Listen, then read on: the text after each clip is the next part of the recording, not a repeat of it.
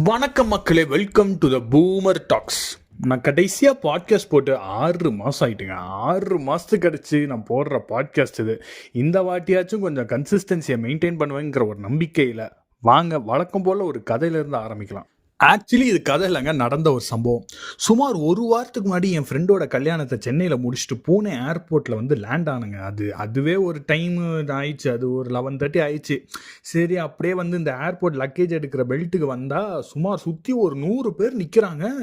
எல்லாரும் லக்கேஜை எடுத்துகிட்டு கிளம்புறாங்க. எல்லாரோடதும் வருது, என்னோடது மட்டும் வரல. சுமார் ஒரு 20-25 நிமிஷம் கழிச்சு அந்த பெல்ட்டுலேயே கடைசி லக்கேஜாக என்னோட லக்கேஜ் வந்ததுங்க.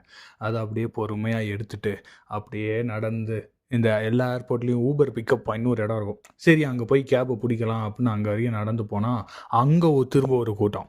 சரின்னு நான் திரும்ப ட்ரை பண்ணி கடைசியாக ஏதோ ஒரு ஊபர் வந்து புக் பண்ணேன். சரி, அவ்வளோதான், முடிஞ்சது, நிம்மதியாக போகலான்னு இருந்தேன். அப்போ தான் என்ன ஆச்சு, எனக்கு கால் வந்துச்சு அந்த டிரைவர்கிட்ட இருந்து. அது வந்து எனக்கு வேற ஒன்று எரிச்சல் ஆயிடுச்சு. ஏன்னா எப்படியும் அவங்க லொக்கேஷன் கேட்டாலே என்ன பேசுகிறான்னு எனக்கு புரியாது. ஏன்னா எனக்கே ஹிந்தி தெரியாது. அவங்க ஃபோனில் என்ன பேசினாலும் எனக்கே புரியாது. ஐயோ, நம்ம என்னத்தையா பேச போகிறோன்னு டே ரிலக்டண்ட்டாக அப்படியே ஃபோனை எடுத்து கேட்டால், பையா ஆப்னே பே நையு எப்படி இப்படின்னு ஏதோ சொல்லிட்டு இருந்தாரு. அப்புறம் எனக்கு ஒரு வழியாக புரிஞ்சிருச்சு. கான்டெக்ட்டை பேஸ் பண்ணி அவர் என்ன கேட்குறாருன்னா, ஆப்பில் பே பண்ணிடாதீங்க, இல்லை ஆப்பில் ஆல்ரெடி பே பண்ணிட்டீங்களா, ஊபர் ஆப்லேயே பே பண்ணிட்டீங்களா ஆல்ரெடி, இல்லை பண்ணிடாதீங்க, அந்த மாதிரி தான் ஏதோ சொல்லிட்டு இருந்தாரு. இதை கேட்டோன்னே எனக்கு சரி காண்டாயிட்டுங்க. ஏன்னா இது வந்து மோஸ்ட்டாக எல்லாரும் எதுக்கு சொல்லுவாங்க, அது ஆப்பில் பே பண்ணால் நம்ம எக்ஸாக்ட் அமௌண்ட்டை பே பண்ணோம். லைக் 475 கரெக்டாக அந்த 475 பே பண்ணும். ஆப்பில் பே பண்ணால் அவ்வளோதான், எக்ஸாக்டாக பே பண்ணுவோம். இவங்களுக்கு நம்ம டேரெக்டாக பே பண்ணும்போது அவங்க சொல்கிற அமௌண்ட்டை எக்ஸ்ட்ரா 50 போட்டு கொடு, 100 போட்டு கொடுன்னு பே பண்ணுற மாதிரி இருக்கும் இல்லையா. எனக்கு காண்டாயிடுச்சு. ஏன்னா இந்த ஏர்போர்ட்லேருந்து பிக் பண்ணுறதே யூஸ்வலை விட அதிகமாக இருக்குங்க. ஏதோ இந்த ஏர்போர்ட்டில் பார்க்கிங் ஃபீ அப்படின்னு என்னெல்லாமோ ஃபீயை போட்டு ஆக்சுவலி இருக்கிற காஸ்ட்டை விடவே அவங்க காட்டுற ஊபர் ப்ரைஸே ரொம்ப அதிகமாக தான் இருக்கும். அது போக இவன் ஆப்பில் புக் பண்ணிடாதீங்க, ஆப்பில் புக் பண்ணல அப்படி இப்படிலாம் கேட்குறான். அப்படின்னா இன்னும் இவன் எக்ஸ்ட்ரா ஒரு காஸ்ட்டை சொல்லி ஏன் இப்படிலாம் பண்ணுறாங்க. நம்மளே நைட்டு ஒரு 12 மணிக்கு எப்படியும் டிராஃபிக்லாம் இருக்காது, இதுக்கு ஏன் இப்படி பண்ணுறாங்க. வெறும் நம்ம ஏர்போர்ட்லேருந்து வந்தனால நம்மளை ஸ்கேம் பண்ணுறானுங்களா அப்படி இப்படின்னு எனக்கு சரி காண்டாயிடுச்சுங்க. ஆக்சுவலாக அந்த டிரைவர் பிக்கப் ஸ்பாட்டுக்கு வந்த அப்புறம் கூட பேசாமல் நம்ம இப்போ கூட கேன்சல் பண்ணிடலாமான்னு யோசிச்சிடுறேன். ஏன்னா அங்கதான் ஒரு 50 பேர் நிக்கிறானுங்க. யார் புக் பண்ணான்னு கூட அவருக்கு தெரிய போறது இல்ல.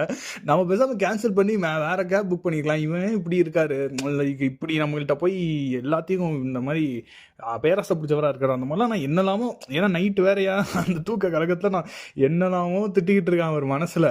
சரி, வேற வழி இல்லை, திரும்ப புக் பண்ணி அதுக்கு இன்னும் டைம் ஆகி மறுபடியும் ரூம் போக எதுவும் லேட் ஆகும், ஓடிக்கிட்டு ஏறுறான்னு சொல்லிட்டு நான் போயிட்டு உள்ள ஏறிட்டு ஓடிபி எல்லாம் சொல்லிட்டு திரும்ப கேட்டாரு, பையா இந்த ஆப் நகி பேலாம் ஜிபே பே கண்ணா அப்படின்னு.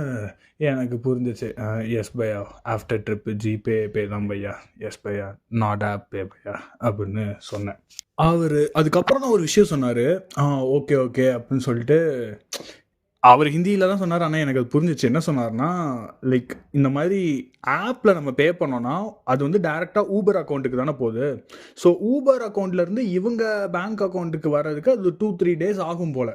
ஸோ அதனால இது ஒரு பெரிய ட்ரிப்பில், லைக் ஏர்போர்ட்லேருந்து என்னை அங்கே போய் விடுறது இவருக்கு ஒரு பெரிய ட்ரிப்பு. ஸோ அது ஒரு நல்ல மணி. ஸோ அதை வந்து 2-3 days கழிச்சு அவர் வாங்குறதுக்கு பதிலாக இப்போவே டேரெக்டாக என்கிட்டேருந்து வாங்கிக்கலாம்ல. ஸோ அதனால தான் வந்து அவர் வந்து ஆப்பில் பே பண்ணல, எனக்கு ட்ரிப்பு முடிஞ்சு நீங்களே டேரெக்டாக பண்ணிடுங்க, ஆப்பில் பண்ணால் 2-3 days ஆகும் அப்படிங்கிறத சொல்லியிருக்காரு. இதை கேட்டோன்னே எனக்கு கொஞ்சம் கில்ட் ஆயிடுச்சுங்க. அவரை போய் அவசரப்பட்டு ஜட்ஜ் பண்ணிட்டேடான். ஏன்னா அவர் அதுக்கப்புறம் என்ன தொல்லே பண்ணல. நான் பாட்டு பென் சீட்டில் உட்காந்து அரை தூக்கத்தில் இருந்தேன். அவர் பாட்டு என் பிஜி வாசலில் வந்து இறக்கி விட்டு எக்ஸாக்ட் அமௌண்ட்டு மட்டும் நான் பே பண்ணேன், அவ்வளோதான். அதில் லைக் ஒரு பிரச்சனையும் இல்லை. ஆனால் லைக் நான் என்னோட ஒரு பெர்செப்ஷன் இருக்குல்ல, இவர் இதுக்காக தான் இப்படி பண்ணுறாருன்னு நான் என்னோட பெர்செப்ஷனால் அவரை ஒரு தப்பாக நினச்சிட்டு இருந்திருக்கேன் பாருங்க. ஸோ எனக்கு இது அப்படியே யோசிச்சு பார்க்கும்போது நம்ம லைக் எல்லாருக்கும் இது வந்து ஒரு ரிலேட்டபிளாக இருக்கும். இது ஒரு சின்ன ஒரு சப்ப விஷயமா தெரிஞ்சால் கூட நீங்கள் யோசிச்சு பார்த்தீங்கன்னா உங்கள் லைஃப்லேயே நிறைய இன்ஸ்டன்ஸில் நம்ம எல்லாரையுமே எல்லா டைமும் ஜட்ஜ் பண்ணிட்டே இருப்போம். இவன் அதனால தான் அப்படி பண்ணுறான், அவள் அதனால தான் இப்படி இப்படின்னு நம்ம ஒரு கால்குலேஷன்ஸ் போடுவோம்ல.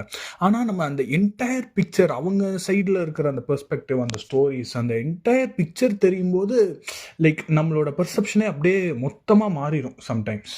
அதனால டோன்ட் ஜட்ஜ் குயிக்லி அப்படின்னு சொல்லிக்கிட்டு, நீங்கள் யாரை ஜட்ஜ் பண்ணுறதுனால பண்ணுங்க, தப்பு இல்லை, ஜட்ஜ்லாம் பண்ணுங்க. ஆனால் நீங்கள் ஜட்ஜ் பண்ணுறதுக்கு முன்னாடி, அந்த பெர்செப்ஷனை பில்ட் பண்ணுறதுக்கு முன்னாடி அவங்க சைடு எதனால இப்படி பண்ணியிருப்பாங்க அப்படிங்கிறதையும் சேர்த்து திங்க் பண்ணிட்டு அதுக்கு அப்புறம் அவங்கள ஜட்ஜ் பண்ணுங்கன்னு சொல்லிக்கிட்டு, இன்னொரு பாட்காஸ்டில் உங்களை சந்திக்குமாறு உங்களிடம் விடைபெறுவது ஐ am Anto Mario, signing off by boomer tax.